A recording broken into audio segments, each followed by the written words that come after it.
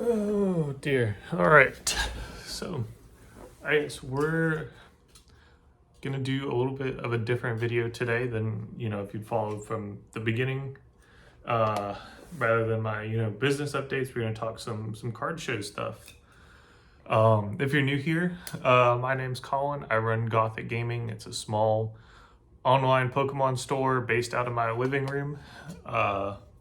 We're focused on giving fair prices and getting distribution, because if I get distribution, everything as much as possible is going to be at MSRP or below.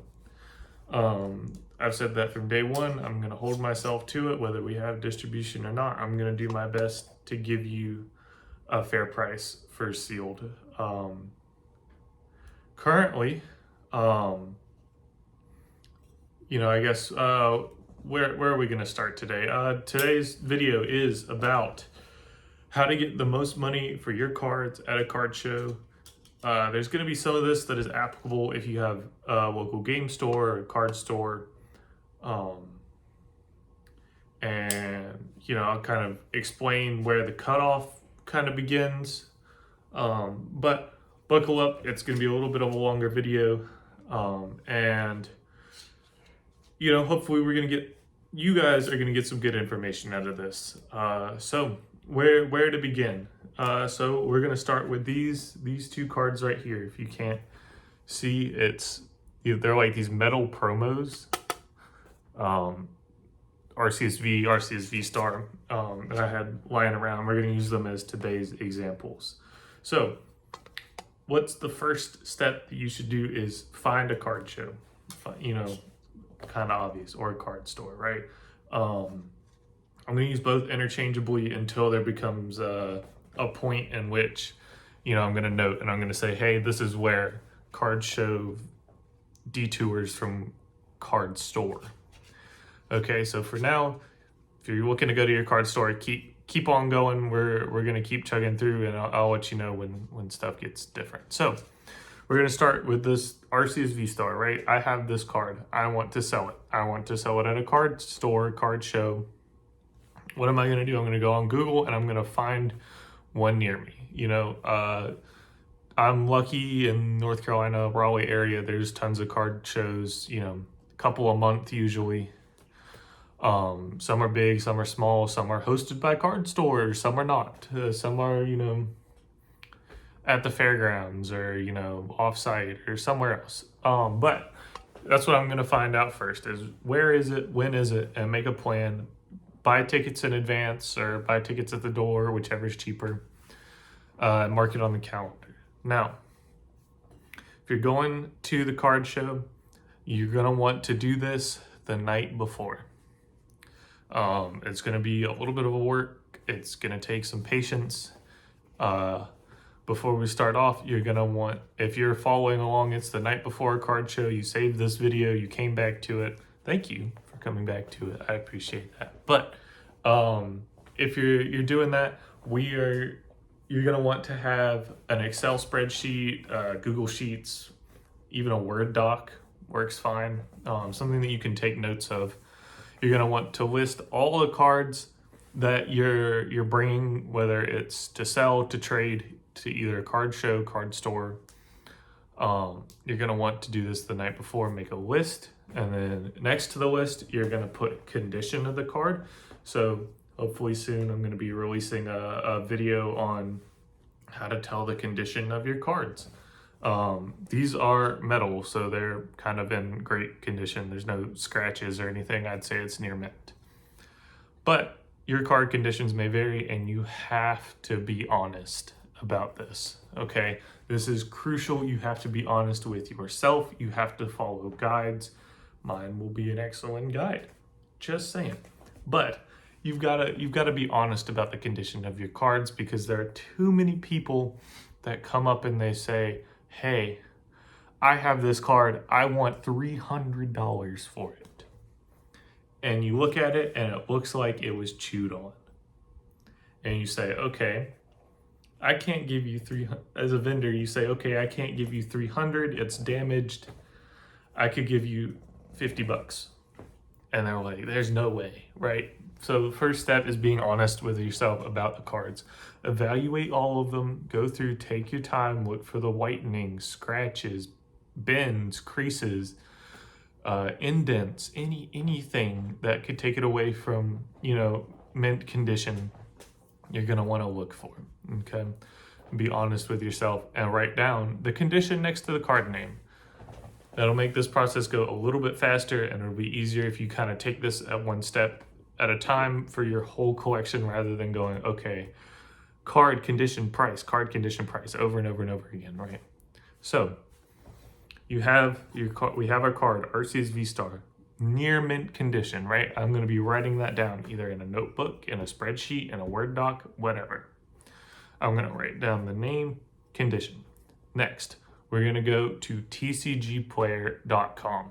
It is kind of the website that everybody uses to look up card values, right? And there's going to be all kinds of numbers. There's going to be median price. You're going to see listed, solds, all this stuff. You are going to want to look at the market price and look at where for condition. Okay, TCG Player app has a cool function on it where you can scan a card, you can input the condition, and it'll tell you the price, right? So if I look up this Arceus V-Star, it's near mint, I would take a scan of it, make sure it's the right one, because cards could have the same name. There's 300,000 Pikachus, right? And some are worth $20,000, some are worth 50 cents. Okay, you have to make sure that you have the correct Pikachu. When you click on the little picture on the scan, you got to make sure it's the right one. Okay, and once you change the condition, we wouldn't change it for this because it's near mint. But if you have a lightly played, a moderately played, a damaged, you would change the condition. Okay, and it'll give you a little price. And you know what you're going to do? You're going to look at that price and you're going to say, okay, and note it down. That is the price that's the maximum price you're going to get at a card show, right? Or a card store. That is that is probably what you would buy that from them for. Now, a little disclaimer, you're probably not going to get that price. Some places, if you're trading, you might get more value for your cards, not more than that listed, but you're probably going to get a little more than if you were just straight selling. But for the purposes of this video, we're just talking about getting cash. Okay, so you have your card, you have your condition, you have the TCG Player price. Do that for all the cards in your collection. Okay, this will take some time. If you're taking it to a card store, it's probably a little different. You can sit there all afternoon, right? If you go and it's not busy, right? You can sit there all afternoon and you can talk to the dude behind the counter or do that. We don't discriminate. Behind the counter, and you can spend your time. If you're going to a card show, I highly recommend not bringing 400 cards, right? Because one, this process is going to take a long time. It really will. You'd be better off going to a card store. But if you have 5 cards, 10 cards, 15 might be the kind of limit, but around there, you're probably just fine doing this method, right? So you have your card, you have your ticket to your cards show, you have your cards, you have your list printed out. Not all, this is a super secret tip. Print it out and bring the piece of paper. Not everywhere has service. It sucks, but it's the reality. You can show up to a card show and there's no service. You can't pull up your list. You have no clue what's going on, and it gets really difficult. Okay, so here's where I'm going to say, card store, you're going to want to listen for the next couple minutes and then you can drop off, right? But card show, if you're going to a card show, listen the whole way through. When you show up, there's going to be a lot of people. It's going to be busy. People are going to be tightly packed together. Be prepared. You're going to be doing a lot of talking today. You're going to be taking notes. Bring something to write with, a piece of paper. If you print it out, you followed the super secret tip. If you printed it out, you now have something to write your notes on. What you're going to want to do is you're going to go walk up to the first vendor you see. Write down the card write down the name of the place, right? That's going to come in handy. Just trust me, stay with me now. Okay? You're going to walk up and you're going to say, hey, I'm looking to sell my cards. Would you be interested in some of them? And the nice vendor would say, oh, if they're buying, not all card stores or card vendors are buying, and say, of course. Let me take a look. So you're going to hand them your stack of cards, and they're going to go through and they're going to probably look up prices on TCG Player. If you have graded cards go through price charting. That's what I use. eBay last solds are also okay. It should give you a good idea of what it's selling for. I'm just focused on raw singles for this video. But they're going to look it up. They're going to assess condition just like you did. They may say that your near mint card is lightly played. That happens. There's disagreements. There's no 100%. This is what it is unless it's graded, right?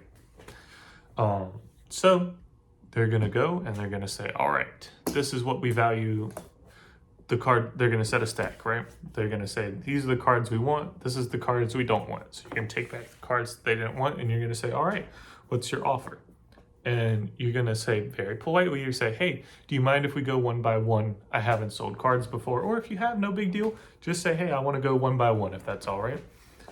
And most of these card shops are going to buy at a percentage. You can ask ahead of time and you could not. Some will tell you, oh, we'll evaluate it. They're operating on a percentage. They just want to give you a number instead of a percentage.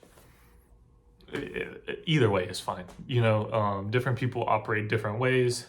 Some people say, oh, customers love to hear just a number instead of a percentage, right? Because they may think, oh, scary percentage.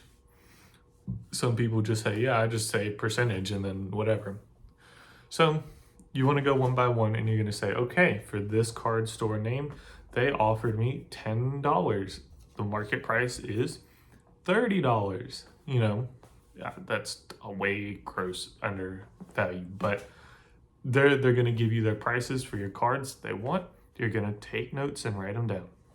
All right. Now, if someone obviously offers you full market on a card, take it. So drop it there. Don't worry about it.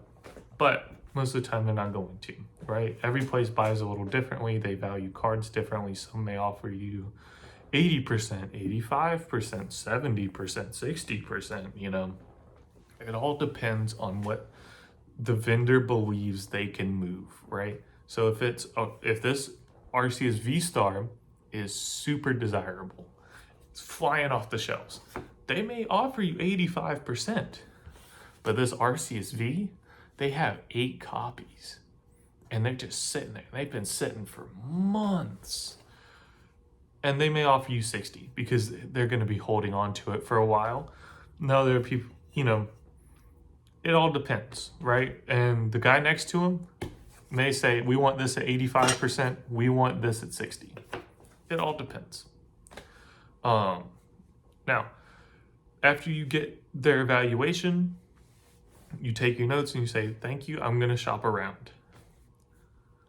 And you'll be back, right? You don't have to be back. My number one thing is if a vendor is rude to you, if they're dismissive, if they are, just downright unpleasant, right?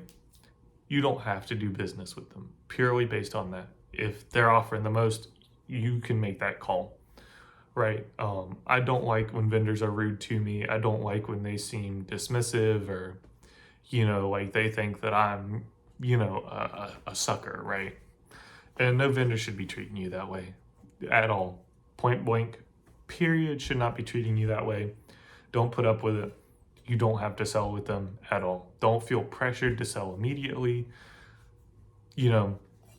I will say, if you go and it takes you all day to get through the haul and you come back, they may not be buying the same amount, right?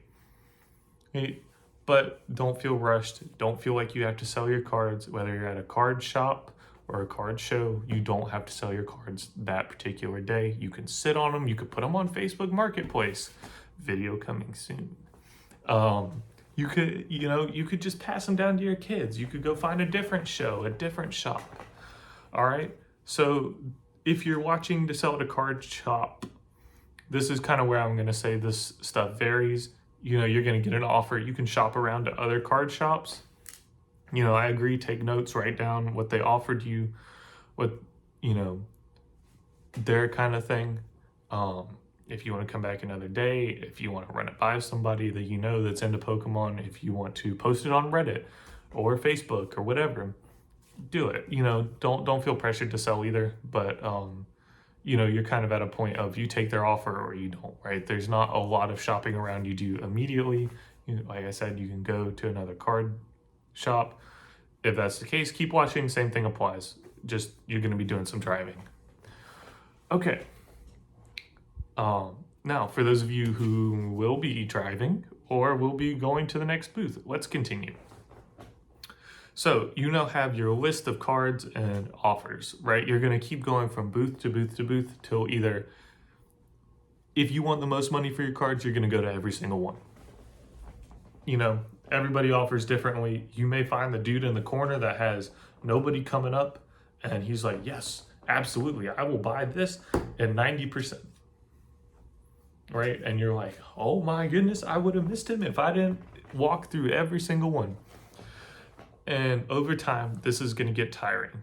I recommend bringing snacks. If it's a big show, stop for lunch, take breaks. Socializing in that setting can be difficult. It feels high pressure. You don't need to feel rushed. You don't need to feel pressured into selling. People are going to want your cards, probably. Not always, and that's okay, but you're going to want to just kind of take it at your own pace and make sure you don't get burnt out, because when you get burnt out, you settle. And when you settle, you lose money. But you're going to go around and you're just going to say, hey, I'll be back. I'm going to shop around. Any vendor is going to be like, obviously they're going to want you to take their offer, but they're going to understand, right? They should, at least. If they don't, that's on them, not on you. Don't stress.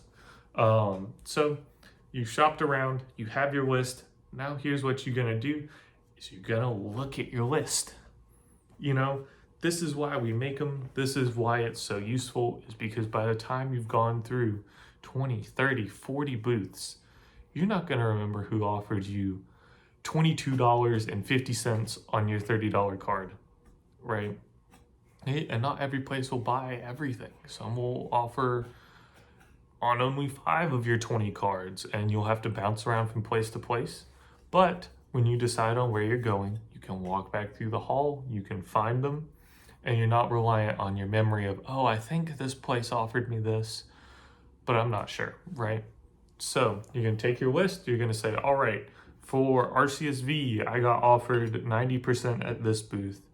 They are also the highest for a bunch of other cards. So we're going to go there first. We're going to say, hey, you're going to walk up and you're going to say, hey, I was here earlier.